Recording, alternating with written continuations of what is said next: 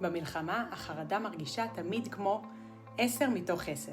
האזעקות, החדשות, המתח מול איראן, הכל צועק, אבל המוח שלנו חייב למצוא איים של שקט כדי לא להישבר. בזמן התראה או הזעקה זה הגיוני שהגוף שלנו יקפוץ ל10, אבל מה קורה בין לבין כשאין התראות והזעקות? המדידה מאפשרת לנו לראות גם אם החרדה נשארת 9, גם שאנחנו סתם שותים קפה או שוטפים כלים. יכול להיות שבלי ששמנו לב היא ירדה ל4. אז באמת, בשביל זה אנחנו עושים את היומן חרדה, לא כדי לבטל אותה. במיוחד עכשיו בזמן מלחמה. גם אם לא התחלתם לפני, זה בדיוק הזמן לעשות את זה.